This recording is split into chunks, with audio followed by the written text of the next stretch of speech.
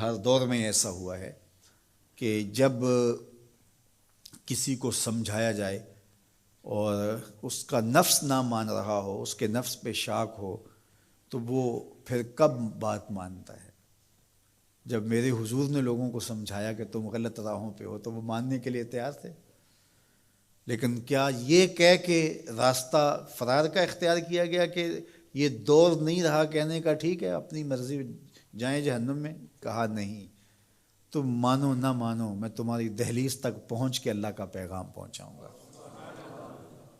تو کیا آج اگر کوئی بچہ ہمارے پہ ناراض ہو جاتا ہے سختی کرنے کی وجہ سے، تو اس کی ناراضگی کے ڈر کی وجہ سے اس کو ہم نہیں کہیں گے؟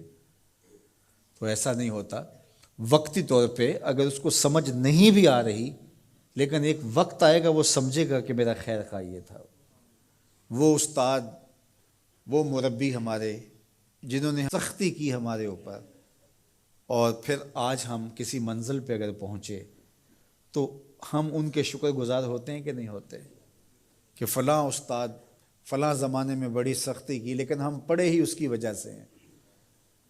تو ماں باپ سختی کرتا ہے، بچپنے کی عمر، لڑکپن کا زمانہ، تو اولاد کو بعض کا ماں باپ کی باتیں جو ہیں وہ اچھی نہیں بھی لگتی، لیکن ماں باپ کا ایک حیا ادب ہوتا ہے تو قبول تو ان کو کرنا ہی پڑتا ہے۔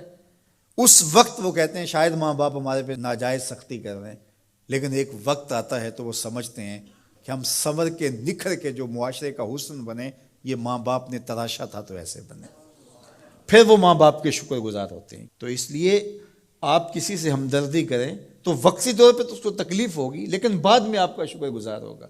علامہ رومی نے اس پر ایک بڑی خوبصورت مثال دی۔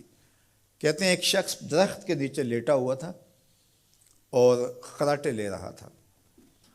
ایک چھوٹا سا سانپ آیا اور اس کے منہ کے اندر گھس گیا، اور ایک شخص گزر رہا تھا، اس نے دیکھ لیا۔ وہ بڑا پریشان ہوا کہ اگر میں نے اس کو بیدار کر کے کہا کہ تیرے اندر سانپ گھس گیا ہے تو یہ خوف سے مر جائے گا، اب کیا کروں؟ تو اس نے ایک چھڑی سے اس کو زور سے مارا، وہ ہڑبڑا کے اٹھا۔ کیا ہوا؟ اس نے ایک اور چھوڑی، اس نے بھاگنا شروع کر دیا، وہ بھی اس کے پیچھے بھاگنے لگا۔ اس کی رفتار کم ہونے لگتی تو ایک اور مارتا۔ کیا خدایا کیا مصیبت ہے، میں نے اس کو کیا کہا؟ میں تو آرام سے سویا ہوا تھا درخت کے نیچے، لیکن وہ ایک دم گھبراہٹ کا شکار آگے بھاگتا چلا جاتا ہے۔ آگے کوئی باغ آ گیا تو اس میں فروٹ لٹک رہا تھا، تو کہا کہ کھاؤ۔ عجیب آدمی ہے، مارتا ہے اور کہتا ہے کھاؤ۔ اس نے کھایا، کہا اور کھاؤ۔ اس نے کہا بابا بس میری بس ہو گئی، کہا نہیں اور کھاؤ۔ اس نے اور کھایا۔ ساتھ جو ہے وہ پانی کا کنواں تھا، کہا یہاں سے پانی پیو۔ اس نے تھوڑا سا پانی پیا، اس نے زور سے ڈنڈا مارا، اور پیو۔ اس نے اور پی لیا۔ رومی کہتے ہیں کہ وہ بندہ بڑا حیران کہ عجیب میرا دشمن ہے، کبھی مارتا ہے، کبھی پھل کھلاتا ہے، کبھی پانی پلاتا ہے۔ اس نے کہا میرے سے اور نہیں پیا جاتا۔ اس نے کہا پیتا ہے کہ نہیں؟ ایک اور چھوڑی۔ تو اس نے اور پانی پی لیا، کہا چلو دوڑو۔ جب بندے نے کچھ کھایا ہو تازہ تازہ اور دوڑے تو پھر جو حالت ہوتی ہے وہ آپ سے مخفی نہیں ہے۔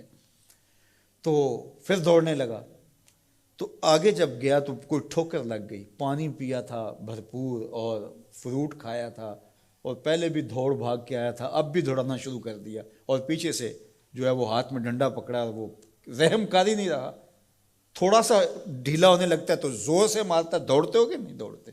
تو ٹھوکر لگی، گرا، ساتھ ہی کہہ آئی اور سانپ نکل کے باہر آ گیا، اور وہ لہراتا ہوا جا رہا تھا۔ اس نے اس کو پکڑ کے سینے سے لگا لیا، کہا میں تیرا دشمن نہیں تھا، لیکن تیرا علاج یہی تھا۔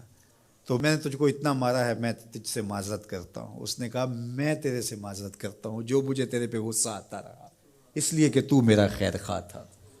جب حقیقت سامنے آتی ہے تو پھر پتہ چلتا ہے کہ کون کسی کا خیر خواہ ہے اور کون کسی کا دشمن ہے۔ اس لیے خیر خواہی کے جذبے کے ساتھ، الدین والنصیحہ، دین ہے ہی خیر خواہی۔ تو خیر خواہی کبھی اس طرح ہوتی ہے کہ آپ کسی کی خیر خواہی کر رہے ہوتے ہیں، اسے لگ رہا ہوتا ہے کہ یہ میری خیر خواہی کر رہے ہیں، اور وہ آپ کو اس وقت ہی شکر گزار ہوتا ہے۔ اور کبھی ایسا ہوتا ہے آپ اس کی خیر خواہی کر رہے ہوتے ہیں، اس کو نہیں لگ رہا ہوتا کہ یہ میری خیر خواہی کر رہا ہے، اس کو غصہ آ رہا ہوتا ہے، لیکن جب اس کو بعد میں سمجھ آتی ہے کہ اس نے میری خیر خواہی کی ہے تو پھر وہ آپ کا شکر گزار ہوتا ہے۔ اور کبھی ایسا ہوتا ہے اس کو بعد میں بھی نہیں پتہ چلتا اس نے میری خیر خواہی کی ہے، لیکن تمہارا رب جانتا ہے، وہ اگر رائی کے دانے کے برابر بھی نیکی ہو اور وہ کسی پہاڑ میں بھی ہو تمہارا رب اس کو بھی لے آئے گا۔ اس لیے لوگوں کے ساتھ حسن سلوک کرو اور نیکی کا حکم دو، لوگوں کی بہتری کا سوچو، تو اس سے تمہارا رب تم سے راضی ہوگا۔